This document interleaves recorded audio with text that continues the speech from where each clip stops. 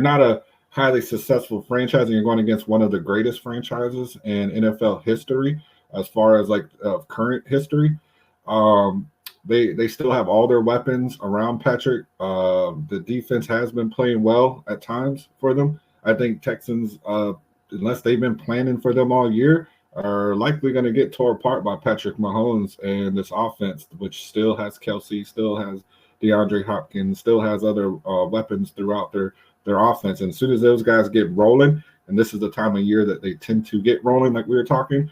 Again, assuming Patrick is at the head of the team running it this game, I see a quick 14, 17-point blowout. This game will be over rather quick. Okay. I just don't know that Kansas City is going to be able to put up that many points on anybody this year over the points that they score. So the other team scores. So I don't think you're going to create that much of a deficit. Is what I'm saying. If you look at Kansas City, I don't think Houston's really going to be putting up points. That's the problem. Yeah. And I'm looking at like all the games that Kansas City's been in these overtime games are all high scoring games. I mean, with the Bucs, with Atlanta, with all these teams out that they went to overtime with. But then they have no time. They have no problem beating teams that barely score any points just by a few. So my point is that Kansas City likes what you're saying. Are they playing down to their competition, Tony, or is it just? It's not. I'm not saying it's intentional, but it seems to be some sort of subconscious decision to play down because they tend to keep scores within 10 points. It's the last. I mean the Browns being an exception where they beat them by 2 touchdowns.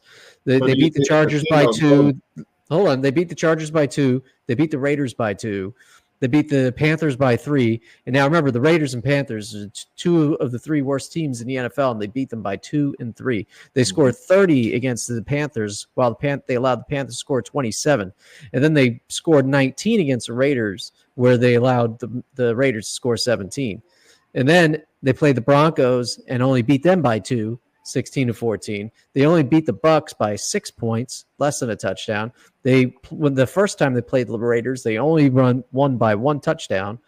When they played the 49ers, 10-point game they won there. The only other time it looks like all season that they've won by more than 2 scores or 2 scores or more is the Chiefs and the Browns. Is the Saints and the Browns. I'm not seeing them as a 2-score team, especially against a team with a winning record. Right. That's a fair argument that you've made about their inability to dominate games like we've gotten accustomed them to doing so. But again, we're going into the end of the season. We got 2 more games counting this week to get to week 18, and then they're guaranteed playoff. Are they top seed? Number 1 team right now. They're number 1 team. Yeah, so they're number 1 team. They've secured they've secured already a week out of the playoffs to get rested for, again, the baddest man in football, which is Patrick Mahomes, in my opinion. If we had to name a current active GOAT, that's him. And then after that, you're getting into Lamar Jacksons and other players. But right now, go with a T or go without? Is it go with a period at the end or without that period? I think it's going to be a question mark at the end because at the end of his career, he's still got to compete with the greatest of all time, which is Tom Brady. But as active, there's nobody even close to Patrick Mahomes right now. No, absolutely. Agreed. There's no one. This is probably going to go down if he continues his career in the trajectory that he's been at and plays continually like he has. He will surpass Tom Brady. Well, he's got to step it up this year because Josh Allen is kicking that ass in the quarterback conversation. He's kicking everybody's ass in that he is. Conversation. Yeah. So True I agree with what you're saying, but if he needs to step it up because this year he's derailed from all that GOAT talk. So that period on the end, it's being held because Josh Allen's on the fucking climb, and the dude is not throwing interceptions this year like he always did.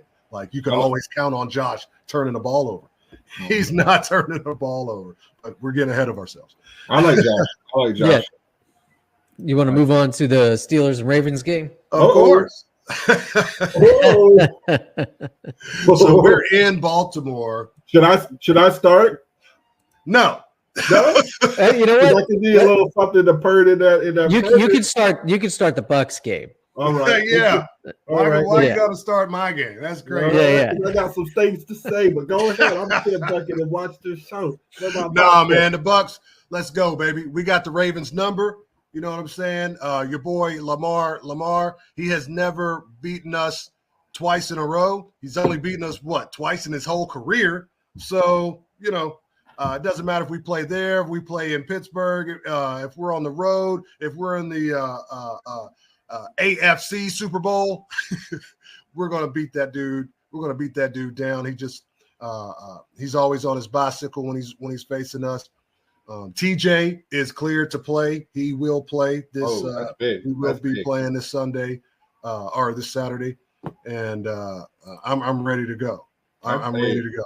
We're ready. That's a nugget right there. That's a gold nugget right there. We're ready to go. TJ, if TJ wasn't playing in this game, I'd be concerned. But we've got Herbig, we've got TJ, we've got Highsmith. Everybody. Castro's healthy. Only thing I'm worried about on defense is Jackson and Elliott, and so we'll see what Tomlin says today about their availability in our defensive backfield. But everybody's healthy on offense, so we're ready to go. Pickens is going to be a game time decision. I don't see him playing, but I see a different game plan after that loss that we just had. I see a different game plan in place with the running game if Pickens doesn't play. Okay. Now, just to play devil's advocate, I do have some things that I'd like to present. TJ is going to be there, so that's welcoming news because I didn't expect him to play this game. So that's new. That's breaking news. This is definitely the most important game of the season. Yes. That's and actually for me, if I had to circle a game for this week, the most interesting game, I'll circle this one. To me, would be the most appealing to watch outside of the Buccaneers, for me, because it's got all the writings on the wall for playoff football. This is playoff football right now, and this is teams making their identity known. And if they step up and beat the Ravens, which is an if at this point, because I don't feel the offense is going to be able to compete with the Ravens defense, and if they can contain Lamar, if they can make Lamar pass the ball, I feel like the Steelers will create the turnovers and the mistakes enough to keep them in it or to eventually win the game. But I'm going to go ahead and say the Steelers win by like 3. And this is going to be one of those ball brawls. Could go either way. Hopefully you come out healthy. That's my biggest hope, is that TJ Watt comes out, plays his fucking ass off, feels good enough to continue the season. Again, I'm picked the Steelers to be a high runner. I was hoping to see them versus Buffalo or the Chiefs in the AFC big game. Yeah. That'd be my hope to see. But if they don't beat the Ravens today, I would lose a lot of hope towards that, and I would think that this team's not ready yet. That would be. Yeah, this means we got to go on the road. Yeah, I go on the road, and it's not always easy to win. It's not always easy, but you guys are playing them at home, right? Is that a quick question? No, we're playing them in Baltimore. Ooh, that slightly leans me back to maybe they win by 3, but I'd rather. Man, get out of here, Tony. What's your take? I'd rather the Steelers win. Well, we know. Look, we know who all the key pieces are, and pretty much everybody's healthy for the most part on these teams. It's really, to me, going to come down to a coaching scheme. You both have great defenses. The Steelers having one of the top 5, top 6 defense. They only allow about 19 points per game. The Ravens they're not a terrible defense, but they're middle of the pack at 24. But they score a lot. They score a lot more points per game than the Steelers do. So the Ravens, they're at like 30 points per game, where the Steelers are more so. I believe it was 23 or 24 points per game. So yeah. you're looking at a pretty evenly spread match when it comes to the amount points per game they score versus the amount of points per game they allow, it's going to be, I think, a close game. I think it's going to be within just like the Kansas City game, I think it's going to be within 3 points. It's going to be close score. It's going to come down to a field goal in the fourth quarter, and it's going to come down to coaching. It's going to be. And who's the best field goal kicker out there? That's right.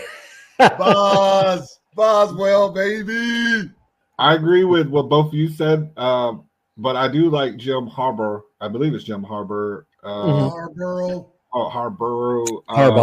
Harbaugh, however you want to pronunciate it. I'm from the South. We just blah blah blah it out. I like him better as a coach than Mike Tomlin. I think he's a better all-around coach, head coach type of mentality. But I do like Mike Tomlin. Mike Tomlin's a top anywhere from top 5 to 10 active coach right now. I would put Harbaugh just slightly above him. But we'll see how it plays out. This is again going to be a good one to watch, and excited to see what happens. I'm pulling for the Steelers. What are you? So are you +3 on the Steelers? I'm +3 Steelers. Old Tony, you already gave me you already told me how much, King. Okay. Yeah. So I'm going to give this one to the Steelers because I think John Harbaugh and the Ravens tend to have problems towards the end of the season when it comes to really important games, and this includes the playoffs. And believe it or not, I have this picked as the AFC Championship game this year, and I have the Pittsburgh Steelers winning out on that. And so I think the Steelers are going to win now, and if they meet each other in the playoffs, I think they'll win yet again. I don't think Kansas City is going to get that far to play Pittsburgh into the playoffs, and the reason I feel that way is because I think Mahomes' ankle is really going to become a problem as we get deeper into the playoffs. But I don't trust John Harbaugh as much as I trust Mike Tomlin when it comes to playoff Tony football. just said that he's got the Steelers going to the Super Bowl this year is what he just told me. He didn't say that. He did. He said he's got them playing the Ravens in the AFC Championship. and then beating the Ravens to go to the Super Bowl. He did say that. He just told did you say he that. got your Let me just put Steelers this in the going notes to the Super Bowl. that Tony has taken King Cash Ron's spot on the Furious 3. I think I'm gonna get a fucking Central Mind podcast tattoo right here. Right on the 43. It's right there. Playing with your mind right now. Do you not understand this? The Central Mind podcast, and he's now inside of your head. I know. How do you do this? That's right. It's psychology, man. That's fucking great. Oh, look who it is. Just in time. What the fuck? Just in time to hear that this. Oh, look at this. He's in and out. I'm done. It's just that quick he was here. Bye. He's like, Steelers in the Super Bowl. I'm out. I'm really curious of what he feels about that. I want to know what he thinks what Tony just said, and I want to know what he thinks, but he can't even make it. He just